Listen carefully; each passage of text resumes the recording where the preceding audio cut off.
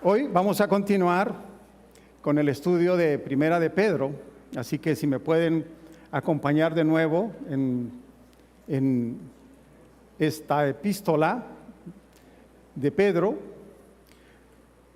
Y hemos estado con los hermanos pastores compartiendo esta enseñanza de esta impactante carta de Pedro.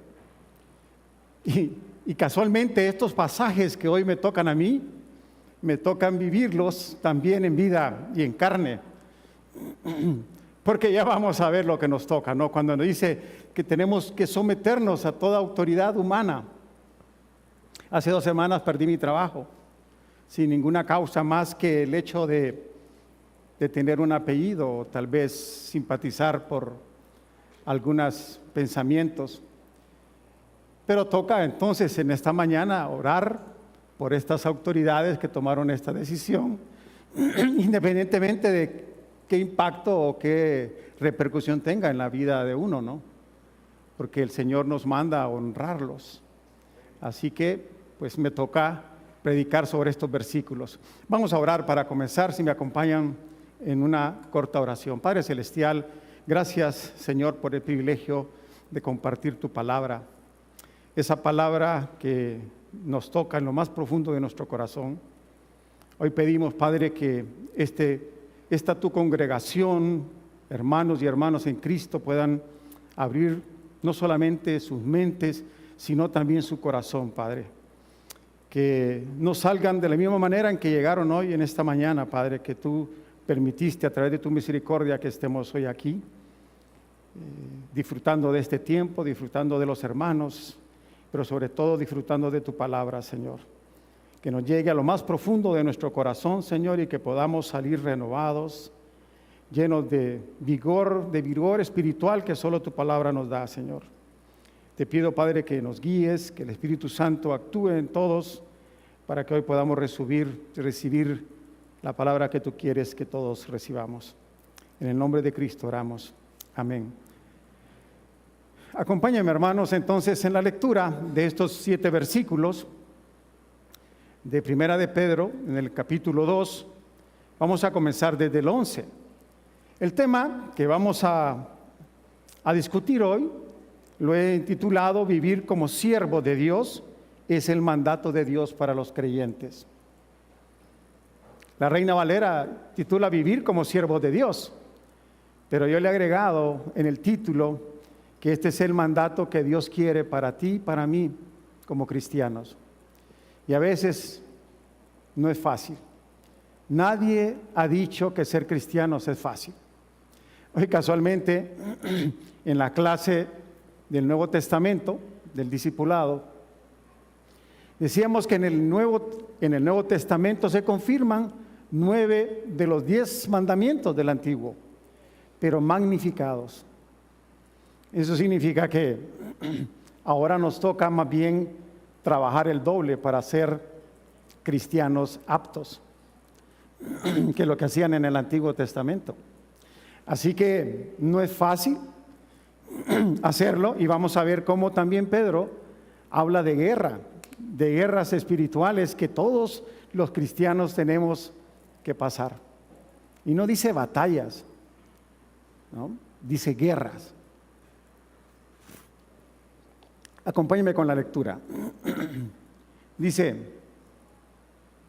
amados, yo os ruego, como a peregrinos, que os abstengáis de los deseos carnales que batallan contra el alma, manteniendo buena vuestra manera de vivir entre los gentiles, para en lo que murmuran de vosotros como de malhechores, glorifiquen a Dios en el día de la visitación, al considerar vuestras buenas obras. Por causa del Señor, someteos a toda institución humana, ya sea al rey como a superior, ya a los gobernadores como por él enviados para castigo de los malhechores y alabanza de los que hacen bien. Porque esta es la voluntad de Dios, que haciendo bien hagáis callar la ignorancia de los hombres insensatos.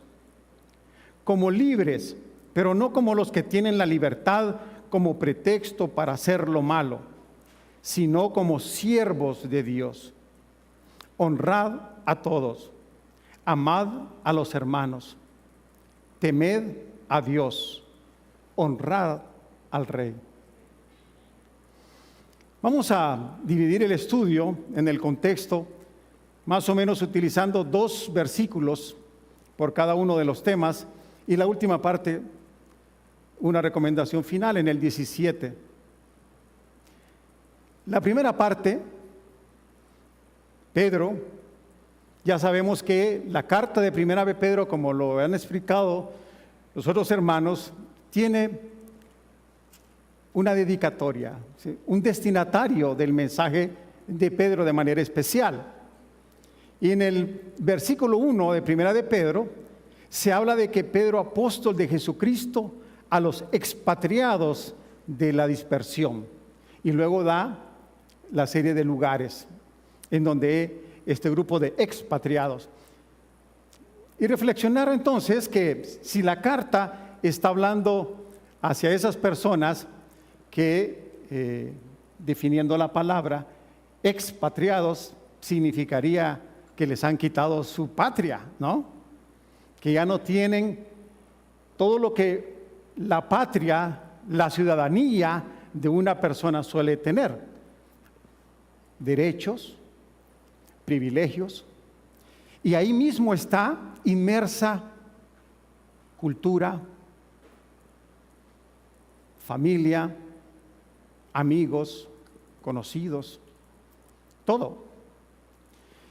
Cuando te extraes de ahí, por cualquier motivo, ¿no? Puede ser motivos voluntarios, ¿no? Que nosotros decidamos de alguna manera emigrar y dejar eso, tu raíz, para buscar otras raíces y asentarte y buscar exactamente construir todos esos elementos, ¿no? Amistades, una vida completa. Pero muchas veces también hay expatriados que son expatriados no por voluntad, sino por algo que causa que tengas que salir. En la Biblia hay muchos ejemplos de esto, ¿no? Y ya lo vamos a ver, por ejemplo, el caso de Abraham, ¿no? Abraham en el Génesis, ustedes saben que Abraham, más bien, Dios le pide que tenga que dejar su tierra. Se lo pidió, no porque él quisiera hacerlo. Sin embargo, Abraham, y con la promesa que recibió, voluntariamente salió. Y lo dejó todo. Dejó su tierra, dejó sus costumbres, dejó sus bienes que estaban ahí, los que pudo, se los llevó. Pero lo importante es que independientemente a dónde iba Abraham, su Dios estaba con él. Y muchos son expatriados por peligros, por amenazas. En nuestro medio está muy común eso, ¿no? Y tienen que dejar su parentela, y muchos dejan sus bienes. Pero más lo importante, que en el caso de los cristianos, podemos dejar todo eso, pero seguir con nuestro Dios a donde vayamos. Y ahí sentar nuestras raíces fundadas en el mismo elemento que hicimos desde el inicio. Y esa es la diferencia. Yo os ruego, dice, hablando de esa, ¿cómo? Dice Pedro. Esa palabra, ¿cómo?, significa que lo que él va a mencionar no necesariamente es cierto, sino puede ser un supuesto, ¿no? Les está hablando a estos judíos que estaban afuera de su patria, producto de la persecución, ¿no? Es decir, no fue por voluntad propia, sino que en algunos casos la persecución tremenda que se levantó en Roma, principalmente con Nerón, hizo que muchos fueran fuera de su patria. Y eso significaba que llegaban a otro lugar, ya Pedro lo define, sin los mismos derechos y privilegios que tenían los que sí eran de ese lugar. Pedro les dice que son como, pero no lo son, pero son como. un supuesto, un símil. Pero cuando lo dice, miren la forma de expresarlo. Primero les dice amados. Eso nos da ya el parámetro de que Pedro lo está hablando con el corazón más que con la mente.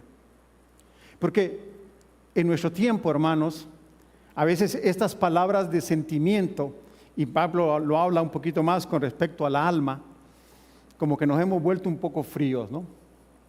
Y máximo ahora las redes y el uso de los instrumentos digitales como el WhatsApp, ya no nos gusta decir un saludo, un buenos días, un te quiero, un feliz cumpleaños, sino que mandamos una imagen que salió por ahí, me gustó, dice feliz y la mando. Ya ni siquiera me molesto en querer expresar con palabras, aunque sea escritas, la parte de mis sentimientos. Pero creo que la palabra es clara, la forma en cómo Pedro se refiere a estos hermanos en Cristo que estaban fuera porque sabía el padecimiento en el que estaban. No era fácil haber dejado su tierra, y máximo en aquellos tiempos, ¿no? Ese ruego que luego menciona Pedro me llamó mucho la atención, porque como decíamos, a veces las palabras te amo, te quiero, y a veces esas palabras como ruego, como la oración misma que la damos, como que son de esas palabras que dice el dicho popular entre el diente y el labio. Felicidades, que estés bien, voy a orar por ti. Ese tipo de expresiones como que se quedan cortas. La verdad es, ¿estás orando por la salud de algún hermano, por su condición, por su dificultad? Recuerdo que hace muchos años aquí en la iglesia, 20 años probablemente, hicimos una obra de teatro. No sé si te recuerdas, estaba creo que Ricardo, y tratamos de representar que en una calle fría, de una noche oscura, encontrábamos a una persona, alguien bien abrigado por el tiempo, y lo encontrabas ahí tirado en el suelo. Y habían dos posiciones, una que tú pases y dices, pobre, no, tiene frío, Dios te va a proveer, que Dios te dé abrigo. Y la otra es, quítate el abrigo y dáselo al que lo necesita. Hubo un tiempo que estuve viviendo en Estados Unidos, en Miami, y compartí apartamento con un ecuatoriano. Tenía problemas porque era adicto a la cocaína y la familia lo había sacado, su padre era un médico rural que atendía a la sierra donde se produce cocaína, y él había agarrado el vicio, ¿no? Entonces, para tratar de ayudarlo, lo sacaron de ese entorno y lo mandaron a Estados Unidos, y ahí lo conocí. Muy buena persona. De Cristo ni él ni yo conocíamos. Sin embargo, lo defino como una buena persona. Yo a veces en la noche, él salía por su necesidad de cocaína e ingería 6 cervezas para estabilizar el temblar sus manos. Pero lo que me llamaba la atención es que a veces llegaba sin zapatos o llegaba sin camisa, casi medio desnudo. Y yo, este chavo está loco, no sé dónde será que se quita la ropa, ¿no? Pero me llamó tanto la atención que un día decidí acompañarlo. ¿Y saben lo que hacía? Cuando miraba a alguien en la calle sin zapatos, se quitaba los zapatos y se los daba. Si miraba a alguien sin camisa, se quitaba su camisa y se la daba. Eso es ser un hombre bueno. Si este hombre hubiera tenido a Cristo, aparte de ser un santo, no hubiera tenido los problemas que tenía. Pero me enseñó tanto en la vida, porque muchas veces a nosotros decimos te amo, pero no lo demostramos, solo lo decimos. Voy a orar por ti, como diciendo, aquí me lavo las manos y que sea Dios el que se encargue de darte, pero lo que yo tengo no lo comparto. No solamente es quedarnos. Yo siento que Pedro, con ese ruego, no es un ruego de palabra, es un ruego que viene de lo más profundo de su ser. Eso lo podemos ver amplificado en algunos casos. Por ejemplo, cuando nuestro Señor Jesucristo está en el huerto de Getsemaní y en ese momento ruega, hace un ruego por la situación de que él sabía lo que venía en horas próximas. Y ese ruego no es un ruego entre los dientes y los labios, es un ruego que viene desde adentro, como que toda tu parte interna genera ácidos y todo lo demás y te llega a lo más básico del ser humano. No sé si alguna vez les ha pasado a ustedes. A mí sí me pasó.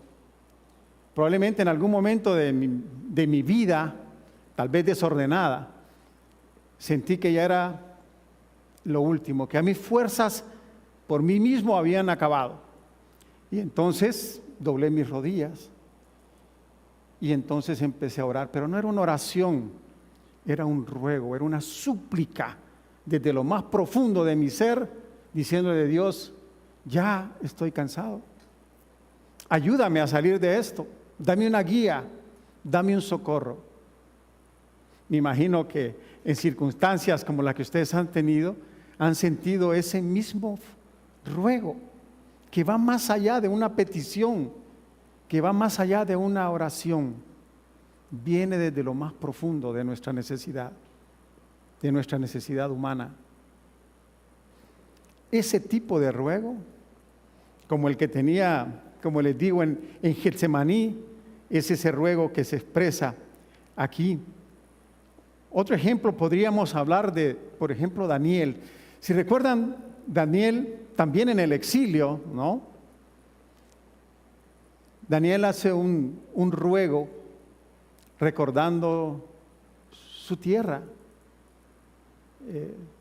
recordando y dándose cuenta de lo que había sufrido el pueblo y la destrucción de Jerusalén. Él se postra y hace una oración que es impresionante. Si nosotros vemos en Daniel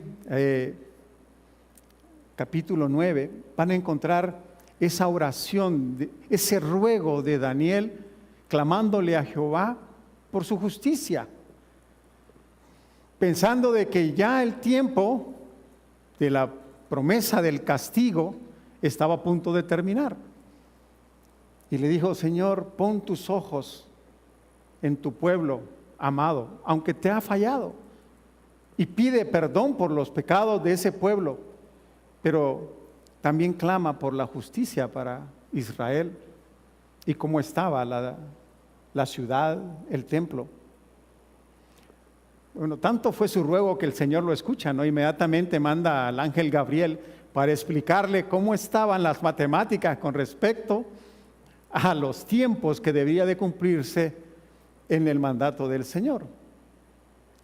Y Daniel le dijo, bueno, sí, es cierto, no tengo que esperar todavía más tiempo para que se cumpla el tiempo en que el Señor ponga su justicia de nuevo en Jerusalén. Los otros términos, después de ese ruego intenso, como les decía, es decir, os ruego como a extranjeros y peregrinos. No sé si alguna vez les ha tocado ya ser extranjeros, vivir en un lugar que no es el que les corresponde, ¿no? Yo tuve la suerte de estudiar en México, viví 12 años en México. Yo no sé, México es muy particular, ¿no? Pero un hondureño jamás se va a sentir mexicano, aunque finja hablar como mexicano. Y yo lo viví, y mirábamos gente que llegaba y a los 2-3 meses están hablando como mexicanos, ¿no? Con su acentito. A mí algunas veces se me sale, después de tantos años. Pero ¿saben por qué lo hacía? Cuando tomaba un taxi y le decía, ¿cuánto cobra por llevar a tal lugar? Inmediatamente sentíamos, estos son extranjeros, y me decía 300 pesos. Pero si nosotros imitábamos como hablaban ellos, eran 50 pesos. Entonces, al final, como que empezamos a querer perder nuestra identidad para poder que nos identifiquen como ellos. Pero la verdad no es así. Seguimos siendo extranjeros. No tenemos los mismos derechos y los mismos privilegios que los que son del lugar. Y Pedro les dice, miren, ustedes como, no es que son, pero como extranjeros. Es decir, no pertenecen a esa tierra. No pertenecen a sus raíces. Y luego habla también de peregrinos. Y la diferencia entre los peregrinos es el tiempo de estadía en el lugar donde se va. Un peregrino puede estar así como lo hacía Pablo, ¿no? Que estaba un tiempo, 2 años máximo, ¿no? Y luego había que... Miren, eso no es fácil. A veces hay que adaptarse, como les digo, a costumbres, a idiomas, acentos, la comida. Es decir, vayan a comer a México y si tienen problemas con el estómago es un suicidio, ¿no? Y máximo si queremos emitir sus salsas. La primera vez que me comí un taco en México se me reventaron los labios porque toqué con los labios el chile. Y el mexicano que estaba conmigo me dijo, es que ustedes no saben cómo comer. Se come con los dientes, no con los labios. Porque al cerrar y tocar los labios el chile, era tan fuerte el chile que se me rompieron, se me partieron los labios. Hay que aprender hasta comer. Pero el peregrino va de visita, entonces pasa por eso en algún tiempo y luego se retira hacia otro lado. Pero les dice entonces que como a extranjeros y peregrinos, es decir, que no son de la nacionalidad a la que pertenecen, en donde están, o que están nada más de paso, dice que os abstengáis de los deseos carnales que batallan contra el alma. Ahí dije yo, ¿cómo a mí me tocó este tema, no? Ya Pedro, y eso lo dijo el pastor Miguel, había recibido algunas características, ¿sí?, de ese pueblo. Les dijo, podríamos llamarle privilegios también.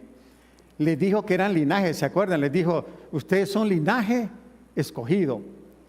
Les dijo también, son real sacerdocio. Les dijo, nación santa. Les dijo, pueblo adquirido por Dios. Le podríamos agregar ahora otras 2 cosas, ¿no? Extranjeros o peregrinos. A esas características de esta gente, ¿no? Ahora, esa súplica que hace Pedro tiene que ver con abstenernos de los deseos carnales que batallan contra el alma. Hablemos del alma.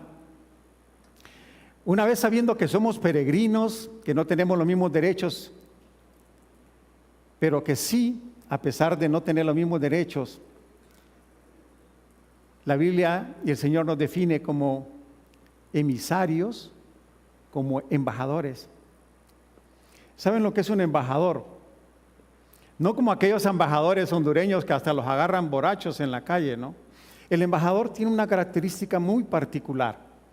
El embajador es un referente, es el reflejo correcto del que está representando o del pueblo que está representando.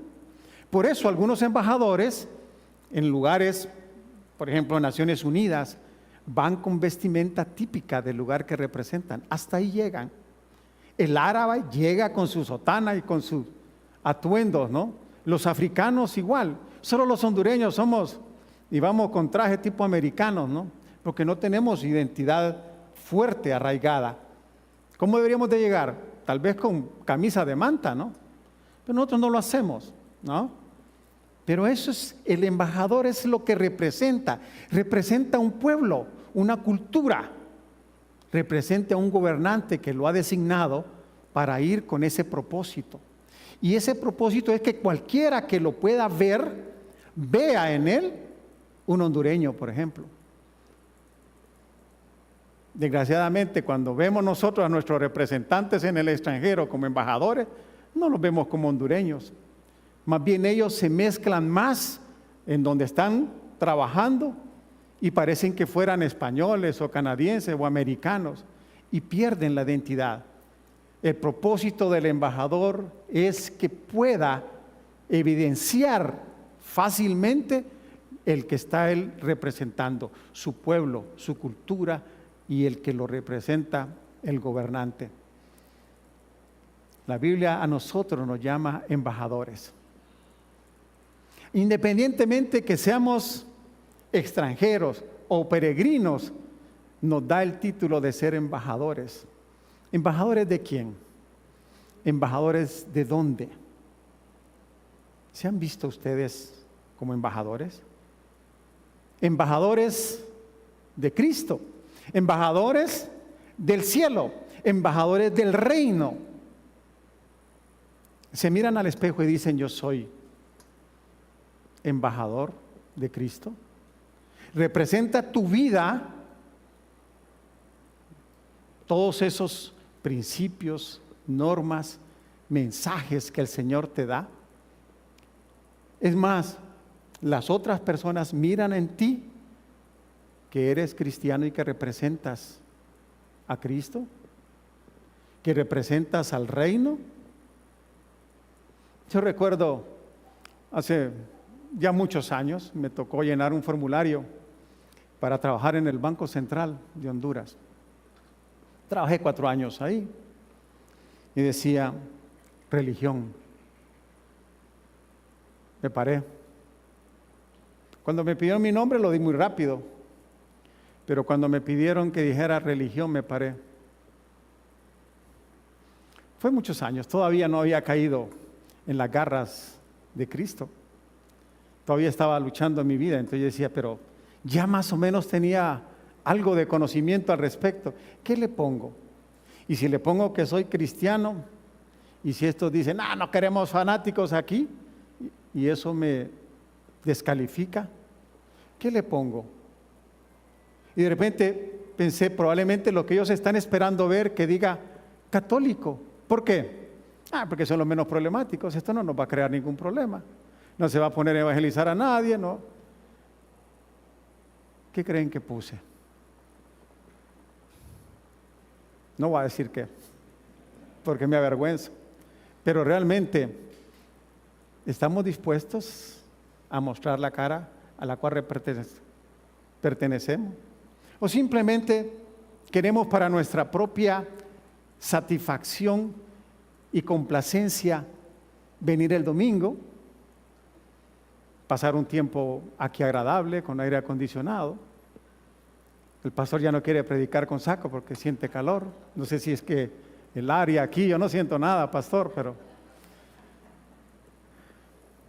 Y luego inmediatamente que salimos aquí, al salir a la calle, pasa un tipo y uno le dice, hijo de tantas, déjame pasar. Y se nos olvidó. ¿Cómo queremos que nos miren? Pero más que todo, ¿cómo te demanda Dios que te miren? Pero como lo decimos, esto no es cuestión de querer. Esto es cuestión de hacer. Mis vecinos te miran como cristiano. Yo tengo un vecino ahí que es más problemático que mandado a hacer. Y lo tengo que ver con amor, así como Pablo dijo, te amo, mi querido vecino. Ni modo, ahí lo voy a tener toda la vida, por lo menos mientras Dios me dé la vida, ¿no? O a él. Pero ¿cómo nos miramos? Él tiene como 20 cámaras, cada vez que llego, llegó a las 8 de la noche, mire, ¿cómo quiero que me mire? ¿Cómo te miran en el trabajo? ¿Cómo te miran en la calle? ¿Cómo te miran en el supermercado? ¿Te miran como el embajador de Cristo? ¿O te miran como uno más? Como digo, el Señor no te lo está pidiendo. No es opcional. Debes ser el embajador que Cristo te pide ser. Ser cristiano. Ser embajador del reino de Dios y representar a Cristo en la tierra. Pedro a ellos les estaba hablando y les decía, os ruego que, miren, ese problema de la abstenerse de los deseos carnales que batallan con el alma. Hablemos del alma, porque de repente uno dice, no, solamente se refiere al alma, no se refiere al cuerpo. Como que quiere uno separar la parte espiritual con la parte del cuerpo físico. El cuerpo físico tiene muchas necesidades que van más allá incluso del alma. Sí, cierto. Comer, por ejemplo, ¿no? Comer, dormir. Si usted no duerme, empieza a tener problemas serios. No me daba cuenta hasta que sufrí del problema. Pero el alma va más allá. Aquí implica mente, emoción y voluntad, aparte del cuerpo.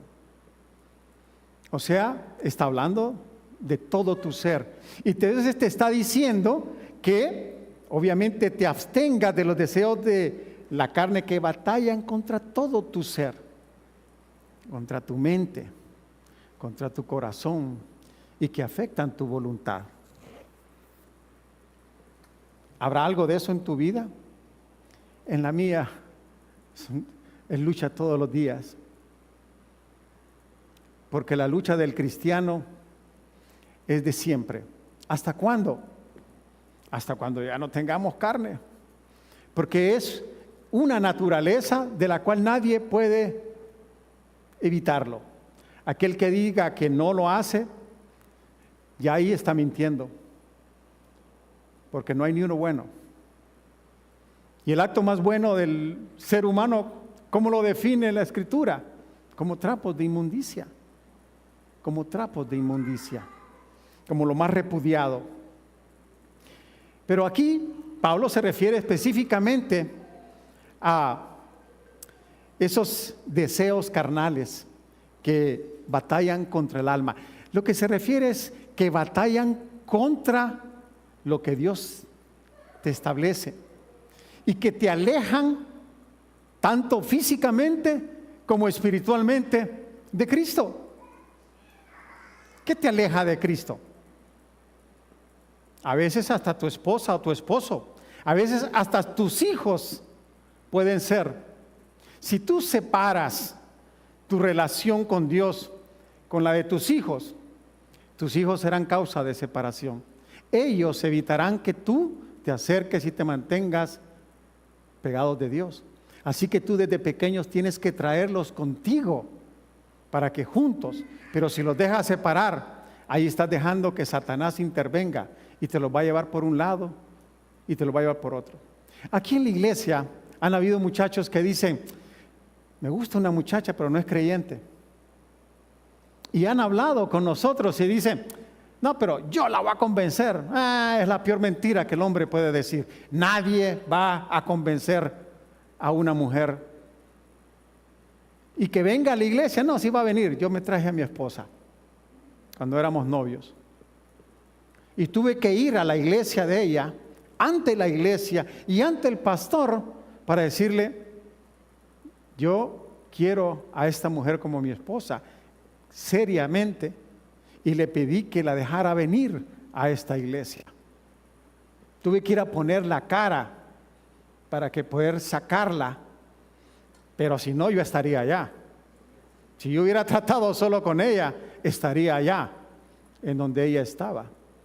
Y muchos, a pesar de que la Escritura les dice, no te juntes con yugo desigual, dice, no es creyente, pero yo la voy a hacer creyente. ¿Saben lo que sucede? No lo volvimos a ver. Y no solamente es uno, son muchos a través de los años. Porque no hacen caso a la Biblia, no hacen caso a lo que el Señor te está diciendo con claridad. Allá están en el mundo con la esposa. ¿Cómo le va? No lo sabemos. Lo mismo pasa con los hijos. Van a ser causa de que te alejes si tú no los traes desde el inicio. El esposo, la esposa, y no digamos las cosas materiales. Lo primero, el trabajo. ¿Cuántos hermanos no han orado con toda la iglesia pidiendo un trabajo. Y viene la iglesia y se desborda y dice, démosle, o sea, Señor, ten misericordia de él, concédele un buen trabajo. Hay que tener mucho cuidado porque Satanás engaña al ser humano de una manera tan sutil que uno no se da cuenta y fácilmente cae pensando de que es Dios el que abre las oportunidades. Y no es cierto. Así como engañó a Eva, sutilmente cambió unas palabras en el orden en como el Señor había establecido el alimento, la parte del no tocar en el huerto. Sutilmente lo hace. Entonces le concede, sale un trabajo muy bueno, y lo primero que le dice, no, pero es que el domingo tenés que estar en entrenamiento, no, mira, que vamos a abrir la tienda, que ya el negocio te... Y la iglesia, bye. Qué gran mentira, ¿no? Si ustedes piensan que Dios fue el que les dio esa oportunidad y lo separó de la iglesia, no puede venir de Dios. Es imposible. Gracias a Dios. Oíste nuestros ruegos, me diste mi trabajo, pero perdiste a Cristo. ¿Es eso posible? ¿Dios trabaja de esa manera? No puede ser. Entonces hay que pedirle ayuda porque no estamos solos, al Espíritu Santo, a otros hermanos que pueden discernir. Decir, ¿tú crees que esto viene de Dios? ¿Tú crees que esto me convenga? Y cuando uno diga, mira, si esto te va a separar, no puede venir de Cristo, no puede venir de Dios. Pero necesitamos que el Espíritu Santo nos abra los ojos y nos diga, esto sí viene de Dios y esto no viene de Dios. Tener esa madurez, aunque la carne, que es lo más débil, te llame y diga, esto es para mí. ¿Y quién no quiere buen sueldo? ¿Y quién no puede? Mire lo que pasa con la gente que son nombradas en grandes posiciones, ¿no? Tengo amigos que nos tratábamos bien y ahorita han sido nombrados, ya no los puede llamar. Vaya, dije. Si Dios trabaja de esa manera, no puede ser. Incluso muchos que son cristianos o dicen que son cristianos. Pero bueno, hablemos de los deseos carnales que más tienen popularidad entre el pueblo de Dios, que son los carnales, ¿no? Y hablamos entonces, y lo vamos a ver en algunos pasajes porque en Gálatas también se habla de esto. Deseos carnales podrían hablarse, primero, ¿no? La inmoralidad sexual. Y no solamente está hablando de infidelidad, inmoralidad tiene que ver un montón de cosas muy amplias. Lo que está viendo tus ojos. Codicia y amor al dinero. Ve, qué lucha tremenda, ¿no? ¿Quién no le gusta el dinero? ¿Habrá alguno que no le guste el dinero? A mí me gusta el dinero. Lo que no me gusta es lo que hace el dinero con tu persona. Pero no es que no me gusta. El problema es que el dinero es como esa pequeña piedrita que va rodando en la montaña, en la nieve. Comienza muy pequeño y a medida que va teniendo más se va haciendo una piedra, así también se va destruyendo tu vida. ¿Sí? Porque el dinero trae codicia, trae celos. ¿Cuánto dinero quieres tener en tu vida? Hay gente, hoy me estaba contando mi esposa, ¿no? Que ya no, el Mos ya no es millonario, ¿no? Sino que es trillonario. ¿Saben qué significa eso? Trillonario. La pregunta es, ¿qué hace este hombre con su dinero? ¿Vive una vida feliz? ¿Le ha traído toda la solución de todos sus problemas? Solo miren los problemas que tienen con sus hijos. Problemas serios de sexualidad con los hijos que tienen. Rechazados, han tenido que dividir y decirle, no, este no es hijo mío. Es tremendo. Pero ¿cuánto dinero más quiere? ¿Cuánto dinero más queremos nosotros tener? La pregunta, ¿Dios me da a mí la capacidad de poder tener dinero? Porque si tengo la capacidad para tener, no es que no hay cristianos que tengan dinero, claro que sí lo hay, pero tienen un corazón no para el dinero. El problema es cuando tu corazón se voltea al dinero y necesitas el dinero y más dinero y más dinero, como esa pequeña bola de nieve que va girando y se va haciendo. ¿Cuándo es suficiente? No existe un punto. Y ese es el problema del dinero. Codicia y otras muchas cosas que puede crear la necesidad del dinero. Orgullo y arrogancia. A veces el mismo dinero crea esa seguridad falsa que le da a uno el dinero. Y entonces te vuelves orgulloso. ¿Saben a qué se refiere? Llegar a tal punto de decir, yo no ocupo a Dios, lo tengo todo. Yo mismo soy Dios. Y hay unos que pueden pensar eso. Tengo tanto, puedo hacer lo que quiera. ¿Qué no puede hacer este hombre con trillones en su cuenta? Y miren los proyectos que tiene, involucra a todo el mundo. Ahorita va a sacar un celular que va a estar conectada como sus carros, conectados con todo el mundo en cualquier lugar. Los nuevos teléfonos lo va a hacer todavía, cuatrillones más. Pero ¿se está acordando de los pobres, como dice? ¿Se acuerda de los pobres que siempre van a estar con ustedes?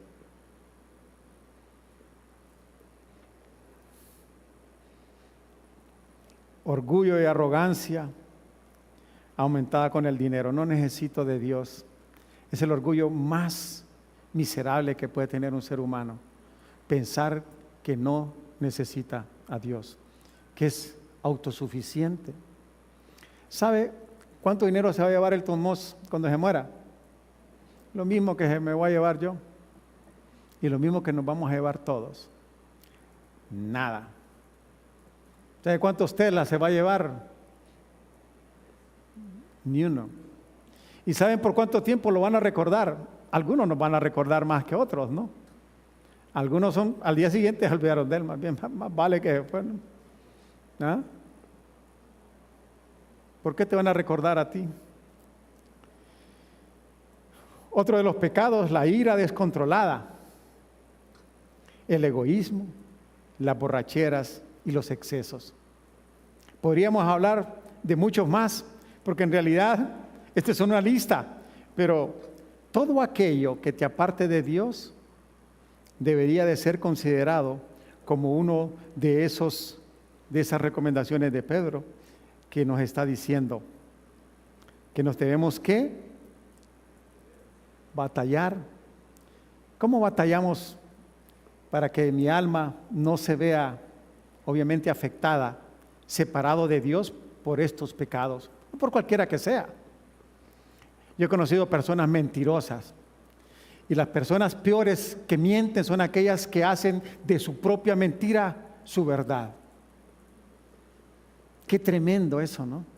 Ver una persona que está mintiendo, pero que miente con verdad, porque son sus verdades, pero son las mentiras más grandes. Recuerdo una vez una persona al par mía que le llamó a su mamá, tenía que hacerle un depósito para atender algo urgente el día anterior y se le olvidó. Y al día siguiente, la señora estaba en el banco esperando su dinero y la llama, ¿no? Y yo estaba ahí. Y le dijo, el depósito me lo mandaste. Y se puso, sí, claro, mami, te lo mandé ayer. Y yo, ¿cómo le está diciendo eso? Si es mentira. Te lo mandé ayer. Y yo dije, no entiendo. Esa persona dijo, bueno, gracias, ya voy a ver. Se metió al banco, insultó al gerente, hizo un relajo. Mi hija dice que me depositó este dinero. Y le llamaba y le decía, mira, aquí me dicen que no. Y dice, no, yo te lo mandé. Casi la meten presa porque le decía que el dinero estaba ahí y no estaba. Digo, ¿cómo es posible que una persona tiene que tener un tornillo, verdad? flojo allá adentro, que hagan de una mentira su propia verdad y que quiera que los demás hagan esa mentira también parte de su verdad. Eso no es posible. A veces pensamos y nos dejamos llevar por esa clasificación de mentira. Es que era una mentira piadosa para que no se enojara. Y todo el relajo quiso y casi mata al otro señor. Es una mentira piadosa. Es una, ¿qué es? Mentira blanda o blanca que le llama. Mentira es mentira. Es una pequeña mentira. Es como cuando la mujer está embarazada. O está embarazada o no, pero no está a medias. O hay algo que sí. Nadie puede decir, estoy... Una mujer va medio embarazada. No. Es igual. Mentira es mentira. Pero lo que sí establece Pedro claramente es que es una batalla del cristiano. Todos los días tenemos que luchar con ese problema que nuestra carne nos atrae. ¿Cómo lo hacemos para evitarlo? Batallar con ello. ¿Saben? Un buen consejo cuando se presentan estas situaciones: sal corriendo. Dice, aquí es mejor que digan, aquí corrió un cobarde, que digan, aquí murió un macho. Pero hay gente que se atreve en su seguridad de tentar tu capacidad y empiezas a poner el pie en la parte pecaminosa, ¿no? Y dice, pero puedo resistir, ¿no? Miren cómo lo hacen incluso algunos grupos como los Alcohólicos Anónimos, ¿no? Los Alcohólicos Anónimos, hay personas que llegan a un nivel de dominio del alcohol que son designadas especialmente para ir a sacar a un alcohólico de una cantina. Pero si usted manda a una persona que no tiene ese nivel de capacidad, se va a quedar en la cantina. Eso es lógico. Así que cuando mires que algo te tenta, ¿qué es lo que tienes que hacer? Mejor huye. Cuando mires un programa de televisión, estás viendo televisión porque no te da sueño y de repente, eso normalmente es a medianoche, te puede aparecer un canal inapropiado. El problema sería, va a ver de qué se trata, le diste paso. Ya el diablo supo, aquí está la debilidad de este hombre. Yo en algún momento vi que en algunos canales, ya después de medianoche, aparecían programas impropios. Los quité por completo. No dejé de decir, yo tengo la fortaleza, no voy a ver eso, ¿no? No, hay que eliminarlo. ¿Y qué tal que mi hija algún día, no sé, por alguna casualidad, pase por algo así y lo mire? Erradicado mejor. No dejes que Satanás utilice las mismas armas que tú mismo le das. Si hay una persona conflictiva, si hay una persona que te puede tentar en algo, ¿sabes qué? Córtalo. Pero hay gente que dice, no, voy a buscar su perdón y su alma. Como les digo, si no tienes ese nivel todavía, miren, hasta los mormones o estos muchachos que andan en la calle, no es gente que lo mandan ahí de improviso. Entonces esos que andan en la calle ahí predicando, ¿no?, su doctrina, es gente que está preparada, es gente que se va a enfrentar por preparación a cristianos, a católicos, y van a tener formas de cómo dar una respuesta. Están entrenados para eso. Mi esposa recibió una pareja de esos, creo, cuando estábamos en España. Y mientras yo trabajaba, ya estaba discutiendo con ellos y después me contó. Pero en ella nació un espíritu de quererles dar respuesta a lo que ellos estaban diciendo. Y se preparaba, decían, es que mañana vienen y aquí los voy a agarrar. Yo le decía, mira, pierdes el tiempo, esta gente está preparada. No la van a sacar si no cumple ese entrenamiento que les va a mantener firmeza en lo que andan predicando. Que tengan la capacidad de poder engañar, atrapar a las personas a las cuales entonces le vas a dar tu entrada. Hay gente que les echa agua caliente, tampoco, no, sí, no, pero yo cuando me llega les digo, ¿sabe qué? No, punto. Yo sé lo que creo, yo no me voy a poner a evangelizarlos. Sé que no lo voy a lograr. Y más bien puedo crear cosas en mí que van a crear más bien otro tipo de esquema. Si yo tengo un negocio y se me presenta alguien no cristiano y me plantea un gran negocio como diciendo, aquí me hice millonario, y mira las cosas muy fáciles, ¿no? ¿Y quién no dice que sí? De repente ese mismo socio te va a decir, mira, yo tengo un contacto ahí en la aduana y no vamos a pagar los impuestos. Pero si en eso estaba basado la utilidad que estábamos, ¿lo hago o no lo hago? ¿Lo hago o no lo hago? No, vamos a ser socios, pero vos haces tus cosas y yo hago mis cosas. No, me estoy adaptando a lo que el diablo está haciendo y me está arrastrando a mí. Entonces, ¿batallo o no batallo? ¿Corro o no corro?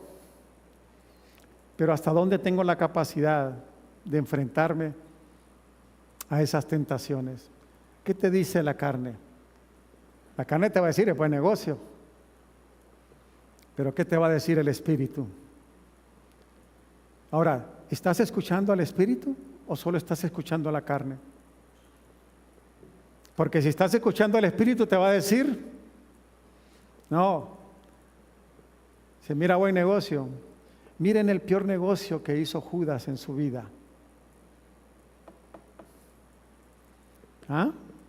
Puso un precio y recibió ese dinero.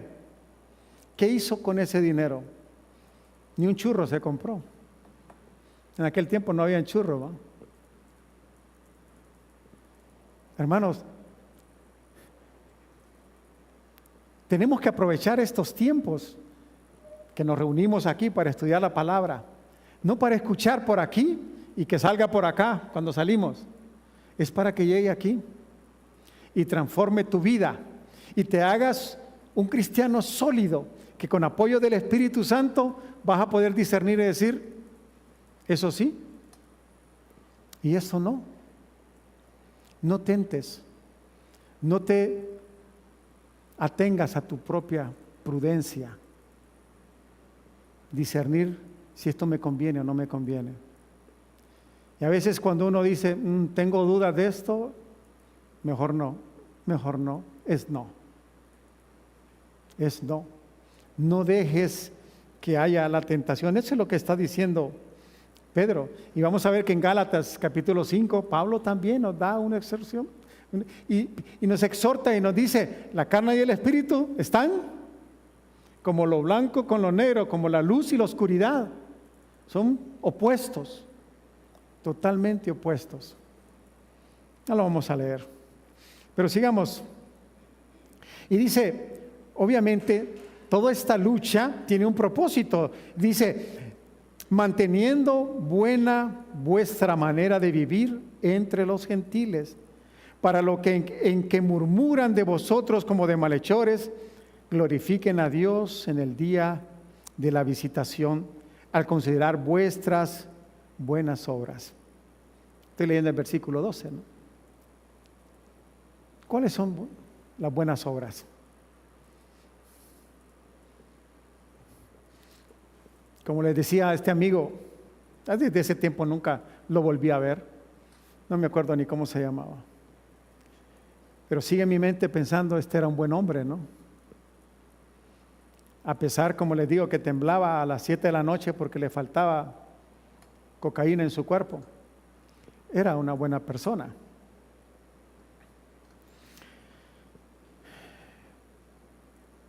Mantener una buena manera de vivir entre los no creyentes. Cuando estás en el trabajo, y máximo si trabajas en un lugar donde hay mucha gente, en que trabaja en un hospital, ¿cuánta gente hay en un hospital?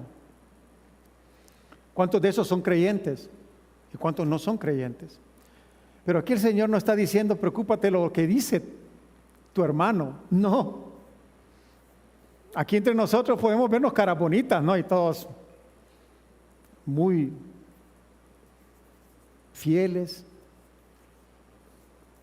muy santos. Pero en la vida real, quitando el telón, ¿cómo está tu vida? Entre los que no son creyentes, no en los que somos creyentes. Porque cuando estamos entre creyentes vamos a hablar de las cosas, o sea, es supuestamente, ¿no? Tenía un amigo muy querido de muchos años, que cuando me reunía con él, me hablaba de cosas que no me sentía bien. Y se agudizó cuando vino el problema del golpe. Y la gente, como que muchos se dividieron, ¿no? Y unos eran simpatizantes del golpe y otros no, entre la misma familia hondureña. Y cada vez que nos reuníamos era discusión si era golpe o no era golpe, y golpista y no golpista. Llegó un momento en que no empezó a llenar mi vida y tuve que dejar la amistad, alejado totalmente, y duele.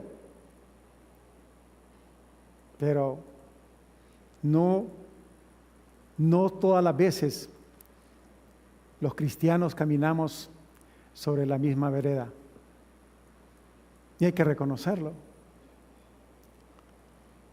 Pero la exhortación de Pedro es que ustedes en el mundo de los no cristianos se puedan ver como embajadores de nuevo, como que son extranjeros, que no son lo mismo. Pero si ustedes en el trabajo se comportan igual que los demás, es lo peor que le pueden hacer al evangelio. El testimonio de un mal cristiano es el peor daño que se le hace al mismo evangelio. Es a Cristo que dañan. Si en un lugar dicen sí y en el otro lugar sobre lo mismo dicen no, y no hay firmeza a decir sí es sí. El cristiano debe de ser recto en lo que dice. No, este negocio no lo puedo decir porque se va a dar cuenta el pastor o se va a dar cuenta que es cristiano. No, es hecho de una sola línea. Esa es la exhortación. En Gálatas 5:17, aquí Pablo dice, ¿no? Porque habla de una lucha similar. El deseo de la carne es contra el espíritu y el del espíritu es contra la carne, es decir, son enemigos. O vives en la carne, en el espíritu, o vives en la carne. No puedes, es como el agua y el aceite.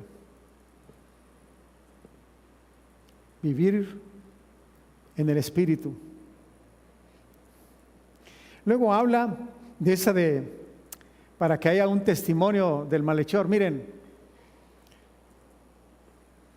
la gente mala, aquí habla de los malhechores, gente mala, pueden hablar mal de usted como cristiano. Y dice, estos cristianos todo lo resuelven con la Biblia, ¿no? Hasta los mareros hablan de eso, ¿no? De que en algún tiempo los mareros aceptaban la conversión de un cristiano y lo separaban, y lo miraban con la Biblia, hasta que se dieron cuenta que muchos usaban esa Biblia solamente como un escudo, pero era falso. Y se fueron entonces contra esos. En algún momento, estos impíos que pueden hablar mal de ti o mal del cristiano, estos, ¿cómo que le llaman? Los aleluya, y nos dicen, todos creen que Dios se los va a resolver todo, ¿no? Creen que orando se les resuelve todo el mundo. ¿Ah? Y es una forma de rechazar porque le temen.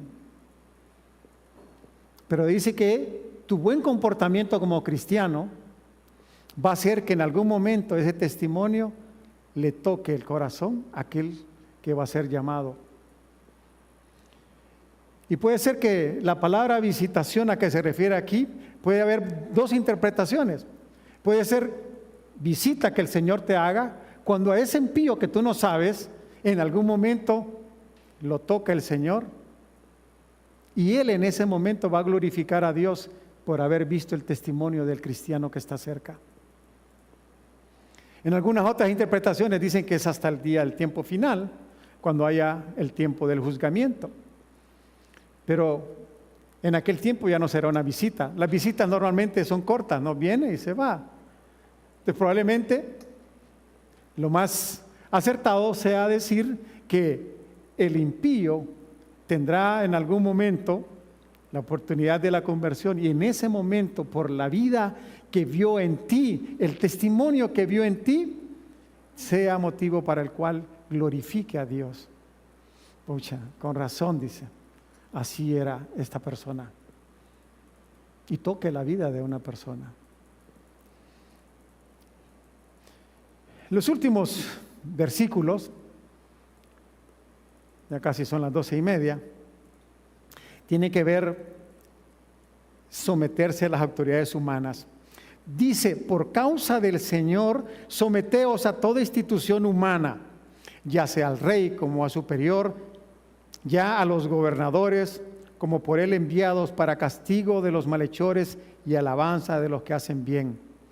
Porque esta es la voluntad de Dios, que haciendo bien hagáis callar la ignorancia de los hombres insensatos.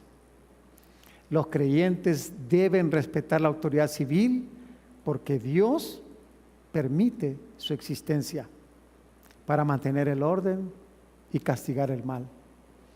Qué difícil a veces, ¿no? Si impuesto hay que pagarlo. Muchas veces uno dice, pues si esto es solo para robarlo, ¿no? Y tengo que pagar un montón de impuestos para que se lo roben. Ese no es tu problema. Él dará cuenta por qué se roba ese dinero. Pero si tú no pagas tus impuestos, quien da cuenta eres tú. Porque esa es la parte que te corresponde. El Señor cumplió hasta con los romanos y pagó lo que tenía que pagar cuando tenía que hacerlo. Que hagan con eso es problema de ellos. Pero tu responsabilidad es obedecer. Ahí los para un policía, lo primero que le digan, es que, ¿cuánto aquí nos arreglamos? Que hay 500 pesitos, hasta mucho. O como el pastor, ¿no? Que les da la palabra ahí y te dice, pues este pastor no tiene pisto, váyase. Máximo cuando la agarran por exceso de velocidad, ¿va? No. Pero, miren, no es opcional. Y no es por la persona que cubre un puesto o que tenga una placa o que es policía o quien sea. Porque dice el Señor, no es por él que tú vas a hacer lo que tengas que hacer, que la ley lo dice. Es porque el Señor dice que debes hacerlo. Es un mandato. Cúmplelo, nada más. No lo pienses. Cúmplelo. Si impuestos. Ni modo. Si un policía te para porque te pasaste el semáforo y no te diste cuenta, pues tienes que reconocer porque esa es la ley. Tú incumpliste. Y aunque él te diga, mira, aquí no lo podemos arreglar, no, hágalo, haga lo que tenga que hacer. Yo incumplí. Y hágalo con respeto, honrando a la posición. ¿Por qué? ¿Por él? No. Y uno dice, estos indios que ni leer pueden, y empieza uno a enfocar la autoridad sobre la persona. No es la persona. Él está actuando como policía. Le dieron esa nominación, esa autoridad. Pero para el cristiano, esa autoridad es dada por Dios. Sea el presidente. Como les digo, hace poco me corrieron por ninguna causa. Y cuando fui, ya sabía, ¿no? Iba muy contento, ¿no? Y dije, gracias a Dios. aquí cierro un capítulo, porque por fe sé que el siguiente capítulo va a ser mejor, porque estoy con el Señor. Cuando la persona estaba entregando el sobre, y le dije, qué difícil es su trabajo, ¿verdad? Porque muchas veces estas personas actúan no solamente con justicia, también pueden hacerlo con injusticia, pero les toca trabajar y hacerlo, ¿no? Yo no lo haría, yo renuncio. Pero le dije, que Dios te bendiga. Y si es en la justicia que lo está haciendo, pues qué bien va, pero si no, la cuenta la dará con el Señor. Por eso tenemos que orar por nuestras autoridades, para que les dé sabiduría, ¿ah? Para que no equivoquen su justicia humana y la conviertan en injusticia y los haga pensar que es justicia, porque eso sí abunda. Someterse a toda la autoridad humana, pero esto es porque el Señor te lo pide. Solo en eso piensa. Solo en eso piensa. Ahora, ¿hasta dónde está el límite para obedecer a las autoridades? En el sentido de pensar que son impuestas por Dios. Pero como digo, no significa que están actuando siempre de manera correcta. Y no es que estamos para juzgarlo, pero hay un límite. Y la misma Escritura nos lo da. Y lo da cuando el Sanedrín, los mismos del Sanedrín, le prohíben a los apóstoles que sigan hablando en el nombre de aquel que dijeron que no debían de enseñar. Y dice, ustedes han invadido toda Jerusalén con su enseñanza, las enseñanzas de Jesucristo. ¿Y cuál es la respuesta? En Hechos capítulo 5, versículo 29. ¿Qué dice? Terminantemente les hemos prohibido, dijeron en el 28, y voy a leer la Nueva Versión Internacional. Prohibido enseñar en ese nombre. Sin embargo, ustedes han llenado a Jerusalén con sus enseñanzas y se han propuesto echarnos la culpa a nosotros de la muerte de ese hombre. Eso fue lo que le dijeron. En el Hechos 5:29, la respuesta de ellos fue, es necesario obedecer a Dios antes que a los hombres. Respuesta de Pedro y de los demás apóstoles. ¿Hasta dónde debemos de obedecer? Cuando va en contra, cuando atente a Cristo, hasta ahí, digamos. ¿Y cuáles son las consecuencias que se podría tener? Porque uno es el temor, ¿no? Miren, ellos estaban claramente con aquellas personas que aunque ellos lo dicen, nos acusan de que nosotros matamos a Cristo, ¿sí? Y estamos claros que ellos sabían que esa respuesta los podía llevar a la misma situación que vivió el Señor. Su vida pudo haber sido exactamente la misma, ahí pudo haber terminado. Y sin embargo su firmeza fue clara. El Señor nos manda a predicar, lo voy a hacer, aunque ahí esté de por medio mis intereses, mi vida. Por último, habla de los cristianos son libres en Cristo, pero esa libertad no debe ser utilizada como excusa para pecar o actuar irresponsablemente. Somos libres, Cristo nos ha hecho libres, el sacrificio de Cristo nos ha hecho libres. ¿Libres contra qué? Contra el pecado. Pero muchos abusan pensando de que esa libertad es suficiente, amplia para cubrir todo. Dice, no, pero el Señor yo peco y el Señor me va a perdonar. Entonces es como que te da una licencia, así como James Bond, ¿no? Que tenía licencia para matar, o sea, mataba a quien quisiera y no había ninguna consecuencia. Ser cristianos y haber recibido el perdón de tus pecados pasados, presentes y futuros no es una licencia para que tengas libertinaje de pecar en tu vida. Eso es lo que Pedro te está diciendo. Así como decía el pastor, doblemente aplica a los cristianos el cumplir los 9 mandamientos que son reforzados en el Nuevo Testamento.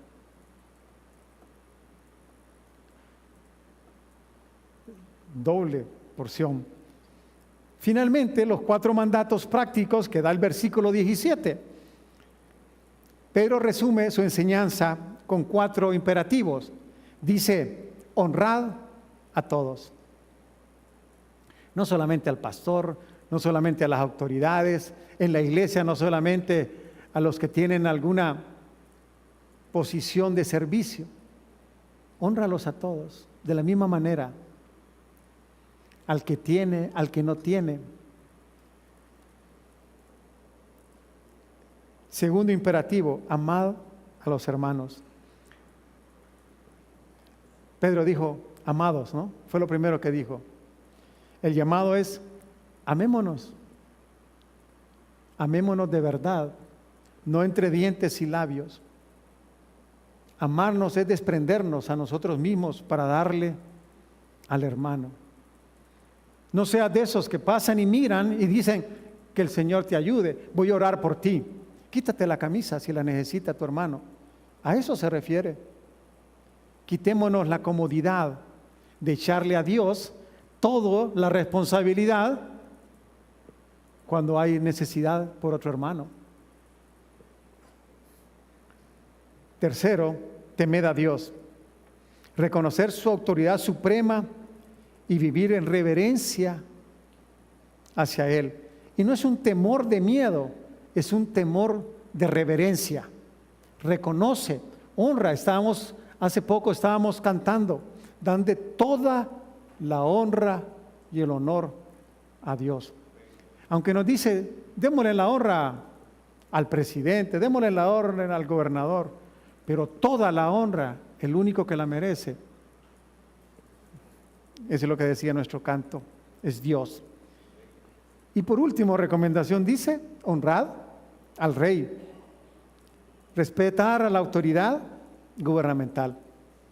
En resumen, hermanos, estos pasajes enseñan que una vida cristiana auténtica combina santidad personal, buen testimonio público, respeto a la autoridad y amor hacia los demás.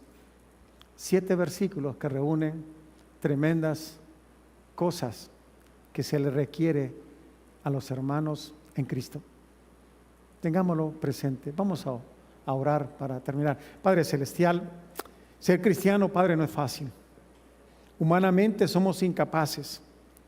Solo tú, Señor, a través de el Espíritu Santo nos da la fortaleza, la guía, la prudencia, la energía, la sapiencia para poder ser conforme a lo que tú nos demandas.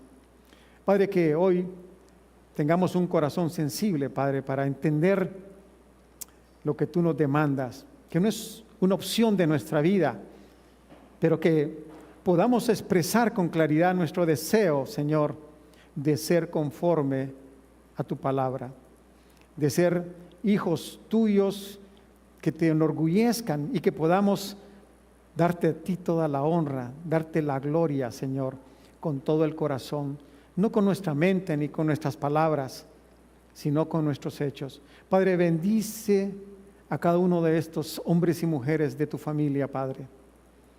Darles, Señor, siempre tu gracia, tu protección y tu misericordia. Y que este día, Señor, podamos en nuestro corazón llevar esas palabras amorosas de Pedro para poder tener una vida conforme a lo que tú has mandado, Señor.